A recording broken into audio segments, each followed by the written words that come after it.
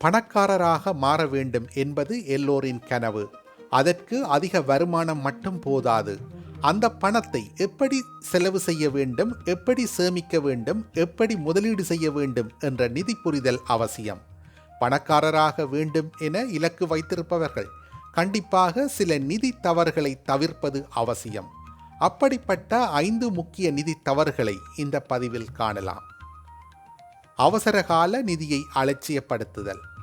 மருத்துவ செலவு, வேலை இழப்பு அல்லது வேறு எதிர்பாராத சூழ்நிலைகள் என ஆபத்து திடீரென வரும். இது உங்கள் நிதி நிலையை தலைகீழாக மாற்றலாம். அவசரகால நிதி இல்லாதவர்கள் இது போன்ற சூழ்நிலைகளில் கடன் வாங்கி மேலும் நிதி நெருக்கடிகளில் சிக்க நேரிடும்.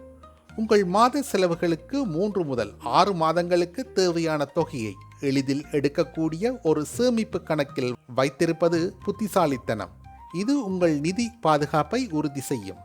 பணவீக்கத்தை எதிர்த்து முதலீடு செய்யாமல் இருப்பது. பணவீக்கம் என்பது இன்று ரூபா 100க்கு வாங்கிய பொருளின் விலை அடுத்த ஆண்டு ரூபா 105 ஆக மாறுவதை குறிக்கிறது. உங்கள் சேமிப்பை வங்கி கணக்கிலேயே வைத்திருந்தால் அதன் மதிப்பு பணவீக்கத்தால் குறைந்துவிடும். உதாரணமாக, வங்கியில் 5% வட்டி கிடைத்தாலும் பணவீக்கம் 7% இருந்தால் உங்கள் பணத்தின் வாங்கும் சக்தி குறைந்துவிடும். எனவே பணவீக்கத்தை விட அதிக வருமானம் தரும் மியூச்சுவல் பங்குச்சந்தை, ரியல் எஸ்டேட் போன்ற முதலீடுகளில் கவனம் செலுத்துவது உங்கள் பணத்தின் மதிப்பை அதிகரிக்கும். ஒரே முதலீட்டில் பணத்தை குவித்தல்.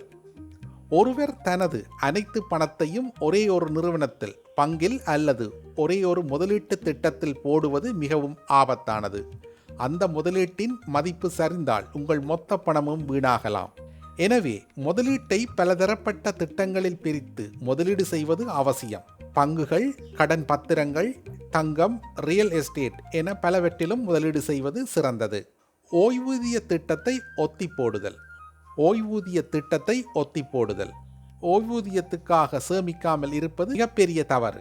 நீங்கள் இளம் வயதிலேயே சிறிய தொகையை சேமிக்க தொடங்கினால் அது காலப்போக்கில் பல மடங்காக பெருகும். உதாரணமாக, 25 வயதில் மாதந்தோறும் 5000 ரூபா முதலீடு செய்வது 40 வயதில் தொடங்குபவரை விட மிகப்பெரிய ஓய்வூதிய நிதியை உருவாக்கும். எனவே தாமதியாமல் இப்போதே உங்கள் ஓய்வூதியத்துக்கான முதலீட்டை தொடங்குங்கள். வருமானத்திற்கு மேல் செலவு செய்தல்.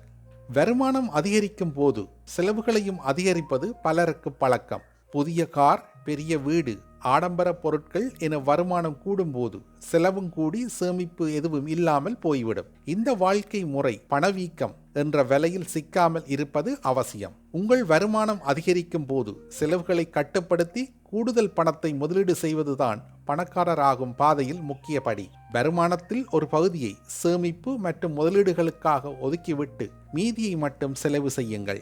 இந்த 5 தவறுகளையும் தவிர்த்து திட்டமிட்டு செயற்பட்டால் வாழ்க்கையில் ஒரு பெரிய நிதி மாற்றத்தை கொண்டு வர முடியும் என்பதில் சந்தேகமில்லை. பெல் பட்டனை கிளிக் பண்ணவும்.